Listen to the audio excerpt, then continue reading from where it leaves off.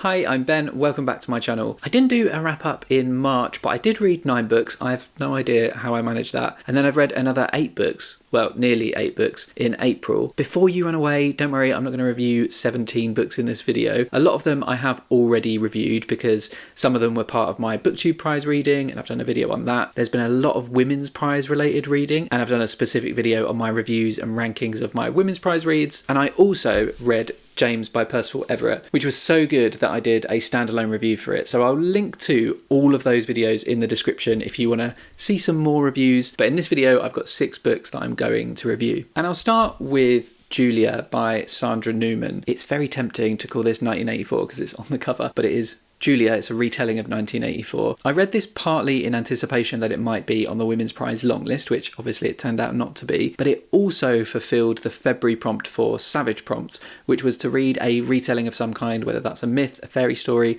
or just some other book. Although I did end up finishing this in March, I read most of it in February, so I'm saying that it counts. Anyway, this is a retelling of George Orwell's 1984 from the perspective of his love interest in that novel, Julia. I read 1984 quite a long time ago now, and to be honest, I don't remember tons of it, and I didn't massively love it because I found the prose extremely dry. I know it's a classic of the genre, but it just didn't flow for me. It's obviously a monumental piece of fiction, but I do find it hard to read or watch something so influential sometimes after you've experienced lots and lots of art that it influenced. Some aspects become like tropes or staples of a genre, and it can feel a bit old hat reading the original. And other parts do hold up, but overall I can find it a bit hard to enjoy rather than just appreciate the original text. Anyway, one thing I do remember is that Julia felt like a little bit of a hollow character to me. And in this book, Newman is re-centering the story on Julia, fleshing out her life and giving us her experience of life in Airstrip 1. She is a mechanic that maintains novel writing machines. You have to shudder at the thought now that we are a couple of steps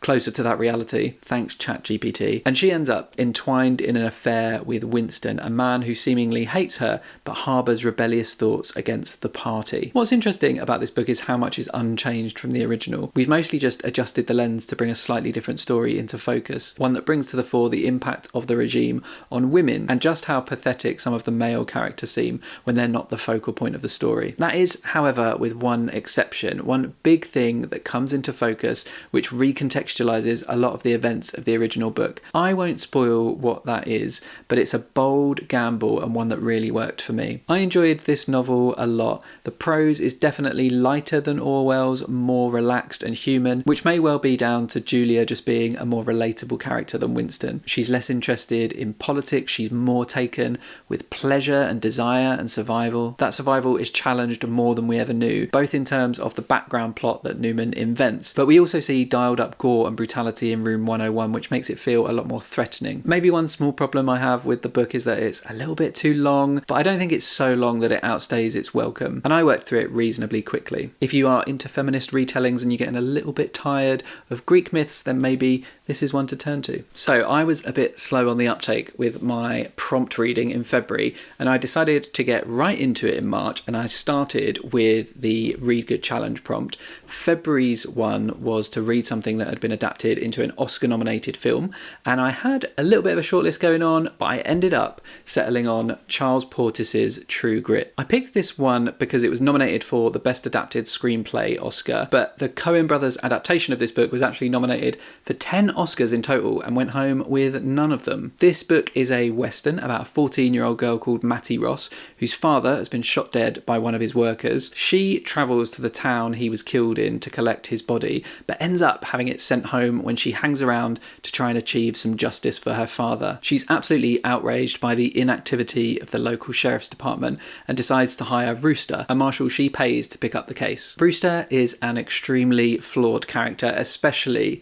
by today's standards, and he is frequently in trouble for his tendency to shoot first and ask questions later. But Mattie hears he has grit, and she thinks he has what it takes to help her find and apprehend her father's murderer. I really loved this book, one of my favourites this year, and what stands head and shoulders above every other aspect of the book is the voice. I feel like Mattie Ross walked so that Demon Copperhead could run. She is so precocious, so compelling, so single-minded that you can't help but be drawn in and root for her. She takes absolute absolutely no shit from anyone. Her dialogue might seem a little bit too witty, a little bit too sophisticated for some people, but I found it endlessly entertaining and very in keeping with the Western vibe. There are so many good moments, but one I remember laughing out loud at, and I don't often laugh out loud at a book, but it's when she's giving some backchat to this odious character whose name is LeBeouf, but he pronounces it LeBeef. And he says he was thinking about giving her a kiss. Creepy in and of itself, I know. But because of her attitude, he is minded to whip her instead with his belt. She just says,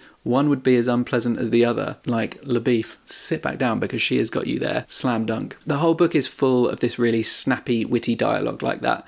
And Matty is constantly fighting to be respected in this very masculine, very violent world. I found the bond that builds between Matty and Rooster to be really believable and tender. And although it's not a long book, it's a wild ride with a satisfying conclusion. Absolutely loved it, and it's made me want to read more Westerns. So perhaps something like Lonesome Dove could be a book I turn to in the future. If you have any other suggestions for great Westerns, I would love to hear them in the comments. The next two books are the only two that I've read from the International Booker longlist this year, and I read them at the longlist stage. Funny enough though, both have made the shortlist, so these reviews both still feel quite relevant. The first one that I read was What I'd Rather Not Think About by Jente Posthuma. This is translated from Dutch by Sarah Timmer Harvey. I can't really remember why I picked this one up first. I think it's perhaps because it felt like a good companion piece to Effie Black's In Defence of the Act, which I also read in March. Like Effie Black's book, this is about suicide, so be careful going into it if that's a difficult or sensitive topic for you. This is about a woman who is a non-identical twin, and she has always been very close to her brother, but over the course of the book we learn about how they drift apart, how he gets into these very toxic thought patterns and relationships and behaviours, and how he just struggles to cope with the weight of living, so much so that he decides to end his life. And his sister, the protagonist, deals with the fallout of that. There was a lot about this that worked for me. I enjoyed the tone, which was often quite light and funny, but also quite detached and analytical. Interestingly, I think perhaps more analytical than In Defence of the Act, despite having a scientist as the main character in that book. This is very much what I'd call a piece of factoid fiction, and what I mean by that is how it's told in lots of different short snippets and memories and vignettes and moments in time, but many of those moments are tied to some interesting fact or piece of trivia. There are, for instance, a bunch of facts about the Twin Towers, and they're used as a bit of a metaphor for the twins. Some readers might find that a little bit crass. I didn't. I thought it worked well and resonated quite a lot with the themes of the book. One example I liked was at one point where she's reflecting on the fact that the taller of the two towers was once the tallest building in the world, but when some other taller building was erected, maybe the Sears Tower, I can't remember exactly, but it lost the crown and had to deal with not being the tallest building in the world anymore. And she sort of questions or comments on the idea of whether it's better to have been the tallest and then not be the tallest anymore, or to have been the smaller of the Twin Towers and have never been the tallest building in the world at all. Like, it's not super subtle, but it's that sort of fact that made me finish a vignette and then I'd sit back and think, and have a little ponder over the metaphor and what deeper meaning it was trying to achieve. And I really liked that. There isn't really a driving plot as such. The vignettes are vaguely chronologically structured and they build up to the brother's suicide and then build down afterwards. So we do move on in the story, but it's very much a character study. I liked this a lot. I think probably more than I expected to like it, but it didn't change my life or anything, and I'm actually going to leave my review there. If you want to hear more, I would instead suggest you go and watch the Disco Kings review. He did a standalone review for this one and said so much more than I have here, and said it so much more eloquently than I'm going to be able to, because I didn't take any notes, and I read this quite a while ago. But yeah, he gives a very good sense of the book, so if you are interested in this one, I would recommend going and watching his review. The other International Booker book I read was The Details, and when I talked about this one on my first line ranking video, it turned out I completely butchered the author's name. Thankfully there was someone in the comments who decided to tutor me on how to say it properly, and so here goes. This book is written by Iya Yinaboya, and it's translated by Kira Josefsson, although I've probably got that wrong as well. It's probably supposed to be Josefsson. Anyway, this is another character study, or rather a set of character studies, as we go deep into the relationships between the main character and four people who have had a big impact on her life, who she shaped herself around and came out changed by. She can point to things in her life and character traits that she has and draw a line back to specific dynamics with these different people. What I liked about this was that As I was reading it, or rather listening to it on audio, it felt like such a meticulous investigation into people's idiosyncrasies. It all felt very specific, and when things are specific, they feel very real. It reminded me a little bit of how Gwendolyn Riley is able to just really nail the core of a person on the page through being so specific. The downside for this one though is that, ironically, I really don't remember many of the details. In the time between reading it and coming to write this review, it seems to have just evaporated from my mind. I can remember like the guy in the band who didn't play any instruments and then was like given a tambourine so that he could carry on playing with them and bringing his charisma to the stage. Oh, and I can remember that the book she wants to read when she's ill at the start is the New York Trilogy by Paul Auster. And there's a nice detail about why that book, and it's related to the person the first section is about. But overall, yeah, very little of it remains in my mind. It's another fine but not life-changing read, which does seem to be the consensus I'm seeing from a lot of people who have read this year's International Booker longlist. I don't know that I'm going to read any more from the shortlist, at least not yet. I'm quite interested in Not a River still, and that does seem like a little short, sharp read, so if that wins, I'll definitely pick it up, and if not, maybe I will at some point, but I'm just not super drawn to many more of the books. The next book I read, or probably not the next book I read because there was a lot of Women's Prize reading in between, but the next one I'm going to review is The Borrowed Hills by Scott Preston. This is a recent release. What I've got here is a proof. I'm very grateful for John Murray Press to have sent me this copy, but I love the final cover so much that I'm going to put this down and I'm going to show that one on screen instead. This is a debut novel about a man called Steve whose family own a sheep farm. At the start of the novel, Steve returns home to help his elderly father with the sheep, and we see the fallout of the foot and mouth outbreak in the early 2000s that absolutely decimated the livelihoods of many farmers. Steve's farm is basically obliterated except for one ram lamb that goes under the radar during the cull, and Steve names him Rusty. Rusty isn't a main character or anything like that, but he is adorable, and I think he's something of a metaphor throughout the rest of the story, particularly at the start where he represents a spring of hope. Steve ends up teaming up with another farmer who has a bit of a reputation for being a loose cannon, and they form this working relationship that both sides are quite reluctant to enter into, but they do it out of necessity, with the idea being to build the flock back up. Now this might sound like the start of a feel-good story or the beginning of an enemies to lovers romance, but let me stop you in your tracks because this is dark. This is billed as a western for the north of England, and it's interesting that I read True Grit in such close proximity to this one because it really made me appreciate how true that is. I think there's a lot it has in common with True Grit, one aspect being like knowledge of the land and appreciating the desolation and vastness and beauty of nature, but also appreciating and accepting the unforgiving, unrelenting violence of nature that goes with it. And there's a lot of violence in this book. I think if you are someone who cannot deal with animal violence, then don't even attempt to read it. There is animal-related violence in almost every single chapter involving sheep and dogs and rabbits. So if you try to read it and you can't stomach it, you will DNF it. So while I think this is a terrific book, I don't think it's for everyone. If you can deal with that though, you are in for such a treat because the language is lush and it feels very authentic.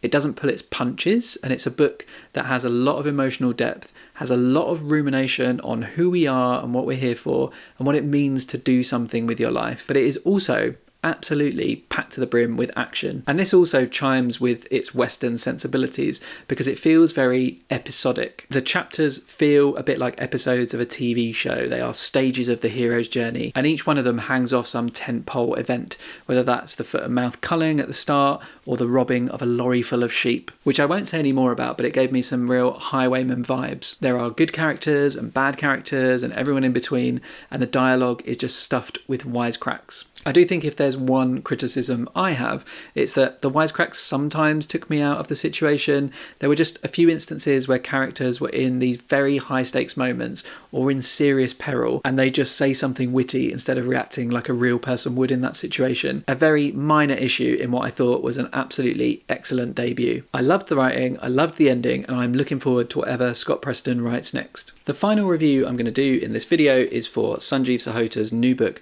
The Spoiled Heart. This is his first novel since China Room, which was longlisted for the Booker in 2021. I actually have not read that or his 2015 shortlisted The Year of the Runaways, but with my eyes on the 2024 prize, I've been excited to give this one a go. And I was very grateful to Harvey Secker for sending an advance copy for me to review. Let's get the obvious out of the way. This cover is gorgeous. Very beautiful colours depicting what is clearly a scene of great violence, a house on fire. which is very central to the entire plot of the novel. This is the story of Nyan Olak. He's a British Indian man in his 40s and he lives in the north of England. We spend most of our time with him in the mid to late 2010s as he's standing for election to be the first non-white general secretary of the biggest workers' union in the country. The union is called Unify and it's right at the centre of his life, but he also finds himself intrigued by a woman called Helen who has just moved back to his town with her teenage son after a long time away. Nyan didn't exactly know Helen when she lived there before, but he now finds himself drawn to her and he becomes entangled in her life. But this is not a simple story of workaholic man finding love with an enigmatic woman.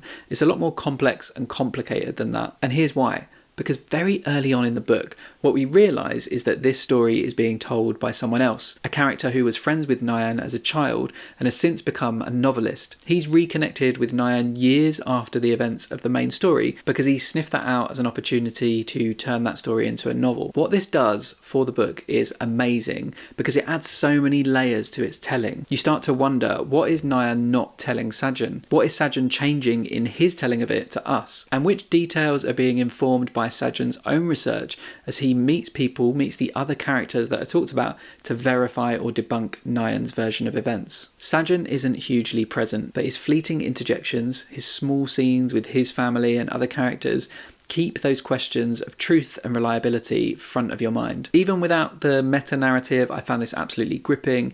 It's very beautifully observed with believable and morally complex characters. It asks difficult questions about council culture and moral purity tests, about the way race struggles and class struggles can sometimes intersect but also be at odds with one another. On the latter point in particular, there's this big election debate that pits these ideas against one another, and the way the book builds tension up until that point is so masterful that I found myself holding my breath waiting for whatever was going to happen.